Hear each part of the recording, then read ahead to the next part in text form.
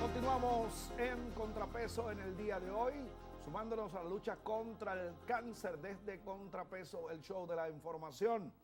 Y recordando a todos ustedes que estamos siendo retransmitidos por Radio Rumbo 670 AM para todo el país a las 2 de la tarde y mañana, a partir de mañana a las 7 de la mañana por 100.5 FM La Voz.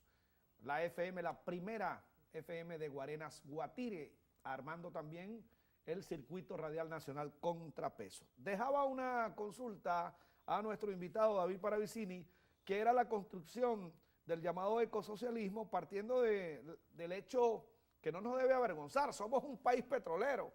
Entonces, pero ¿cómo haces tú para coadyuvar a la sustentabilidad ambiental cuando generas desde esa energía fósil ciertos elementos de polución? Es decir, allí habría que hacer una alta contribución. ¿Qué dices tú?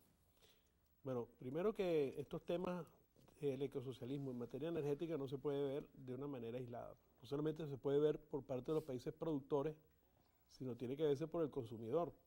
Es decir, Estados Unidos, que tiene 300 millones de habitantes, consume, que es apenas el 5% de la población, está consumiendo el 25% del total de la energía. O así podemos ir viendo en Europa, o lo que es el consumo europeo, o de los países como Japón, donde tienen una alta demanda de energía muy por encima de la humanidad. Y es allí donde está la presión de la gran producción. Es decir, vamos a ser ecosocialistas y no vendamos más petróleo, pero Venezuela o los países productores de petróleo no tienen diversificada su economía. ¿De qué entonces van a producir? El presidente Correa, en esa línea de pensamiento que tú desarrollaste, decía que él estaba dispuesto a cerrar o a cancelar la producción de determinada cantidad de yacimientos con tal que la comunidad internacional lo proveyera de los recursos que esa producción de petróleo daba. Es decir, bueno, vamos a ser socialistas, pero vamos a ser socialistas del mundo, porque ese petróleo no es para el consumo ecuatoriano. Igual que de los 3 millones de barriles, Venezuela consume 700.000. El resto es exportación. Es decir, bueno, vamos a contribuir con el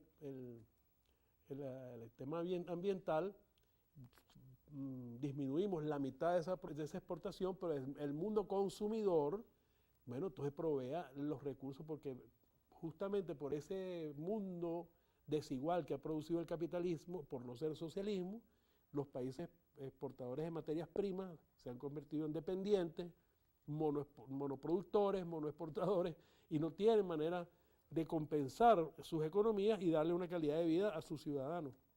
Es decir, no puede verse solo desde el punto de vista de la sustentabilidad del ambiente, sino fundamentalmente la sustentabilidad de los seres humanos, sobre todo esos países productores de petróleo, porque es una red. Y una ¿Cómo hacen? Pues, ¿cómo hacen para subsistir? Bueno, vamos a arreglarlo entre todos. Y el problema de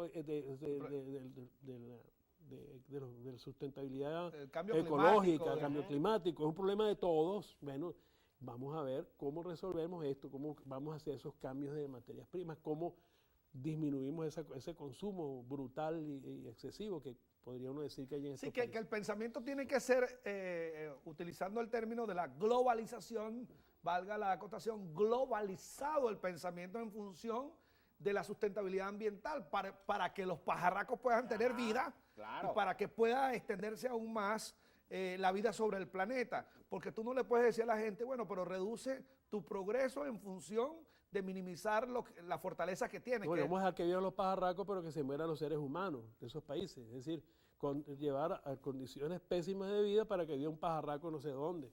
Que no estoy hablando del dólar. Ay, vale. Mira que te está escuchando mucho protector de animal, ¿oíste? Sí, ahora se cae el Twitter, porque ahora, tú sabes, la gente que protege los animales dice, no, mejores son los animales. Mira lo que dice Rubén Darío de los animales. Pero el detalle es, el otro día hablaba con Leancy Clemente del tema de la energía nuclear. Claro, la energía nuclear nació bastada por el tema muy mercadotécnico y belicista del tema de Nagasaki, Hiroshima y Nagasaki. Segunda Guerra Mundial y después con lo que pasó en Chernobyl, en Japón, pero la energía es una energía limpia, la energía nuclear. Aquí se detuvo el plan de generación a propósito de una decisión del presidente Chávez, pero antes ya había un reactor en el IBIC. Entonces, hay fuentes de energías alternas. Lo que sucede es que Venezuela no puede adentrarse en una carrera donde su fortaleza para 200 años es el petróleo, ¿no? No, Venezuela tiene fortaleza en materia energética más allá del petróleo. Por ejemplo, Venezuela es un país privilegiado, creo que único en el mundo, con las fuentes de producción de energía eólica, creo que más espectaculares de lo que yo he visto. ¿No? Venezuela tiene en toda su costa norte, estamos hablando más de 2.000 kilómetros de lo que es la costa caribeña, con corrientes permanentes. Estamos hablando de aire en sentido continuo y no digamos, pasando los límites que harían inoperante la utilización de la energía eólica casi en el 80% del año. Serían fuentes o son fuentes energéticas que de ser explotadas tendrían una eficiencia de un 80%. Es decir, el 80% del año podrían estar produciendo energía eléctrica. Esto es algo que podría dar, y por la extensión y por los lugares, podría ser equivalente a 3 o 4 instalaciones como la de Guri, es decir, Venezuela, y además con tecnologías que son sumamente sencillas, mucho más sencillas que las de hidroeléctricas aplicadas en el Guri. De manera que Venezuela tiene alternativas en materia de hidroeléctrica, tiene capacidad en geotérmica. Venezuela a 300, a 1000 metros de profundidad tiene fuentes energéticas de más de 400 grados centígrados, de manera que podría inclusive utilizar esa fuente energética para producir vapor a partir pues, de esta utilización de energía geotérmica. Tiene acceso a las energías mareomotrices. Tenemos carbón, minas de carbón en cantidad que no son las más ecológicas, por supuesto, estamos hablando de las energías alternativas, pero nada más en eólica, geotérmica, mareomotriz. Venezuela podría cubrir no solamente sus necesidades, sino además ser una importante base energética regional para llevar a las islas del Caribe, para llevar inclusive a países vecinos. De manera que Venezuela en ese sentido energético, mira, más que privilegiada, no tiene esa contradicción de que si se acaba el petróleo no tiene otra cosa. Entonces es cuestión de política, de la gente, de voluntad. Y de precios, de economía, porque, repito, no puedes dejar de lado el tema de los recursos necesarios para el desarrollo y la explotación de estas fuentes.